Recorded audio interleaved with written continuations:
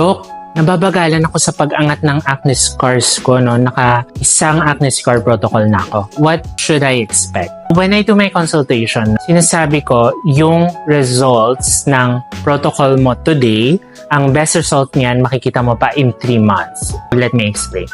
So, kunwari, nagpa-acne scar protocol ka today. In 1 to 2 weeks, alam niyo naman yung nangyayari, nagbabalat na sobrang ganda ng skin nyo after, parang fresh, parang glowing. Yan yung initial effect niyan. Maganda talaga, fresh talaga, and then parang umangat kasi nga, kakabalat ng skin. No? So, kitang-kita nyo yung bago yung skin.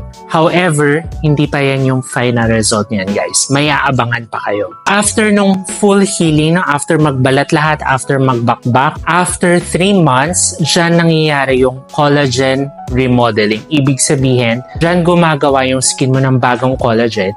Pag yung skin mo gumawa ng collagen na bago, nagiging mas organized siya, nagiging mas makapal siya, and dyan mo ma-appreciate yung pag-angat ng iyong scars. So, iniisip ko sa acne scar procedures natin, long-term investment talaga siya. Kumbaga magtatanim ka ng investment mo today, then slowly marireap mo yung benefits niya over the coming months. Does that mean, Doc, every 3 months ko dapat siya gagawin? Kasi doon ko pa makikita yung full or talagang todong results. The answer is no. Yung minimum interval natin is every month kasi nga para ka nga nagtatanim. So, nagtanim ka this month, nagtanim ka next month, then yung full results makikita mo in 3 months after ng first session mo, 3 months after ng second session mo. Then, naiipon yan na naiipon. So, hope that makes everything clear. With acne scars, it's very hard to treat. Remember that.